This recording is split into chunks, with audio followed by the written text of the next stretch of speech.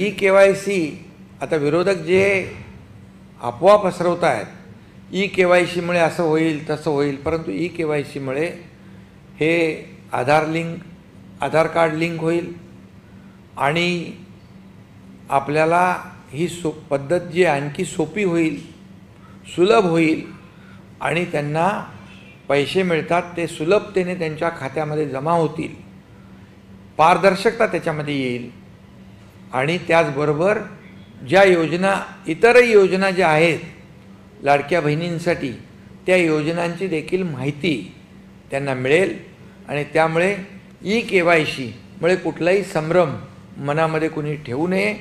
ई-KYCमुळे आणखी सुलभता, आणखी पारदर्शकता आणि सुटसुटीतपणा येईल आणि लाडकी बहीण योजनेचे पैसे त्यांच्या खात्यामध्ये वेळेवर जमा होतील। आणि पुन्हा एकदा मी सांगतो, विरोधकांच्या अफवांवर कुणीही विश्वास ठेवू नये। जेव्हा आम्ही सुरू केलं योजना त्याही वेळेस विरोधकांनी याचा खूप अपप्रचार केला, परंतु लाडकी बहीण योजना कधीही बंद होणार नाही हे मी पुन्हा एकदा सांगतो। कारण मुख्यमंत्री माझी लाडकी बहीण योजना ही गेम चेंजर योजना ठरली आणि या महाराष्ट्रामध्ये जे लँडस्लाईड विक्ट्री जी मिळाली त्याच्यामध्ये लाडकी बहीण योजनेचं देखील सिंहाचा वाटा आहे। शेतकऱ्यांचा, सगळ्यांचा, सर्वसामान्य लोकांच्यामुळेच या महाराष्ट्रामध्ये विधानसभेमध्ये लँडस्लाईड विक्ट्री मिळाली। त्यामुळे ज्या योजना आमची सुरू केल्यात त्या कधीही बंद होणार नाही। ज्या योजनांची आम्ही घोषणा केली त्या देखील आम्ही टप्प्याटप्प्याने सुरू करणार। बिलकुल लाडक्या बहिणींनी घाबरण्याची, चिंता करण्याची आवश्यकता नाही। आम्ही सरकार म्हणून आणि त्यांचे लाडके भाऊ म्हणून आम्ही त्यांच्या लाडक्या बहिणींच्या पाठीशी खंबीरपणे उभे आहोत। त्यामुळे कुठलीही चिंता आणि कुठलंही काही त्यांनी या योजनेबद्दल संभ्रम मनामध्ये ठेवण्याचं, शंका मनामध्ये ठेवण्याचं काही कारण नाही। खरं म्हणजे गैरसमज, ही योजना आम्ही जाहीर केली तेव्हापासून विरोधक सुरू करत, कोर्टात कोणी गेले स्टे आणण्यासाठी आणि फक्त चुनावी जुमला आहे म्हणून देखील सांगितलं। परंतु मी एवढंच सांगतो की मुख्यमंत्री माझी लाडकी बहीण योजना ही जी आम्ही सुरू केलेली आहे ही कधी बंद होणार नाही। ई-KYC या योजनेची सुलभता, सुटसुटीतपणा, पारदर्शकपणा आणण्यासाठी ई-KYC आहे आणि आधार कार्ड लिंक होणार आणि त्यामुळे माझ्या लाडक्या बहिणींनी घाबरण्याची आवश्यकता नाही। कुणाची दिशाभूल जे करतायत, अफवा पसरवत त्यांच्यावर विश्वास ठेवण्याची आवश्यकता नाही। त्यांचा लाडका भाऊ इथं बसलेला आहे, काळजी करण्याचं कारण नाही। त्यांची योजना कायम सुरू राहणार। लाडकी बहीण योजनेची ई-KYC तुम्ही करायला गेलेला आहात, परंतु तुम्हाला OTP येत नाही आहे, तुमचं अकाउंट तर बंद झालेलं नाही आहे ना। बऱ्याचशा लाडक्या बहिणींचा या ठिकाणी गोंधळ उडालेला आहे। बघा, तुम्हाला काय काय एरर येत आहेत कमेंट बॉक्समध्ये सर्वांनी कमेंट करून सांगा। जसं की तुम्हाला OTP येत नाही, त्याचसोबत तुम्ही ई-KYC करायला गेल्यानंतर तुम्हाला आधार क्रमांक या ठिकाणी पात्र यादीत नाही असा देखील एरर येत असेल। त्याचसोबत वेबसाईट देखील ओपन होत नाही, एकदम स्लो ओपन होती आहे किंवा या ठिकाणी OTP करायला गेल्यानंतर दुसरा OTP देखील या ठिकाणी येत नाही।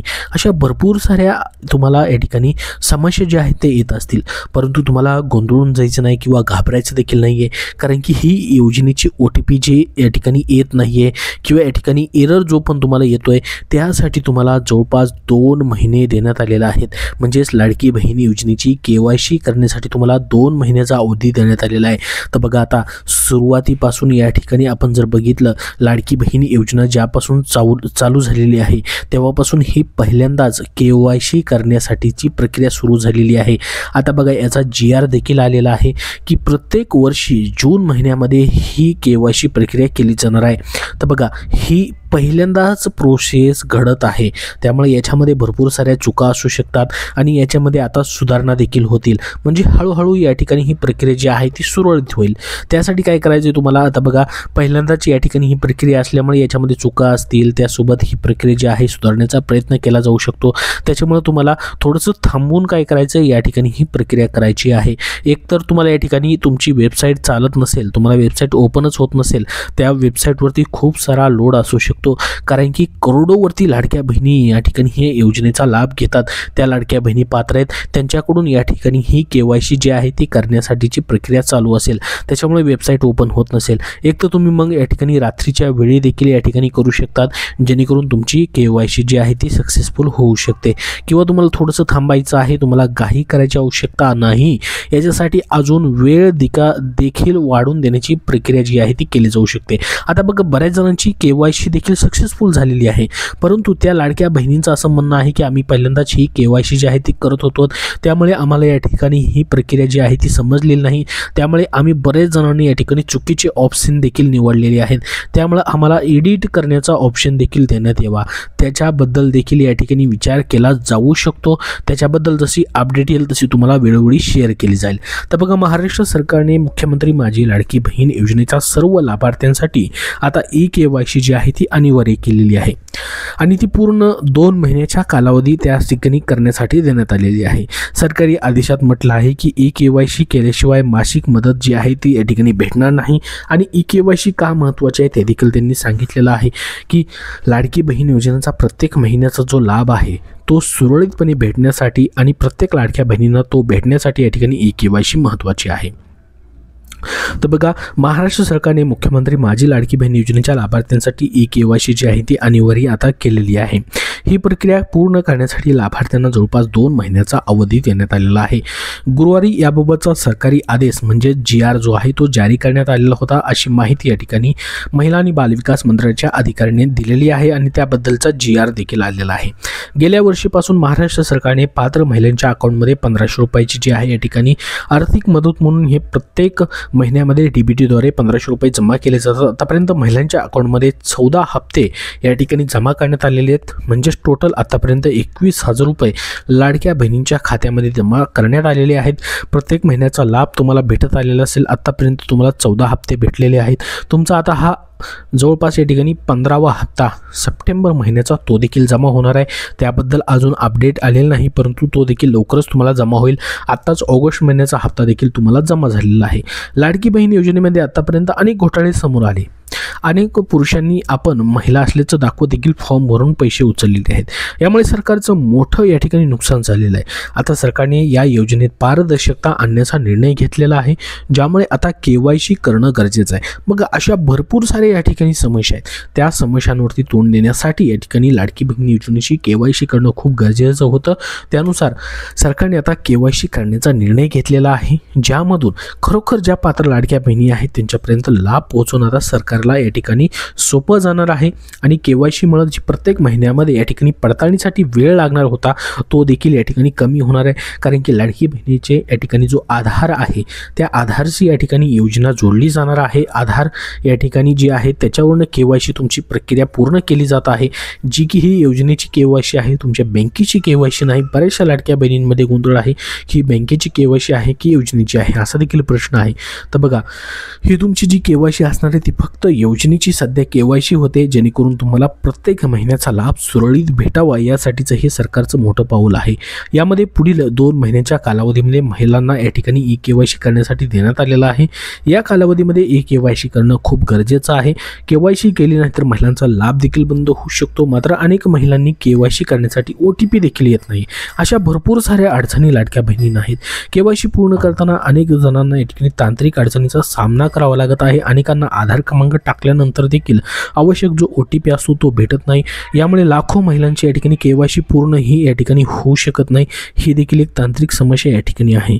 KYC पूर्ण करण्यासाठी महिलांना स्वतःचा आधार क्रमांक नोंदवावा लागतो, ज्यानंतर पुढील प्रक्रिया पूर्ण करण्यासाठी त्यांना पती किंवा वडिलांचा आधार क्रमांक नोंदवून आधार प्रमाणीकरण करावे लागत आहे.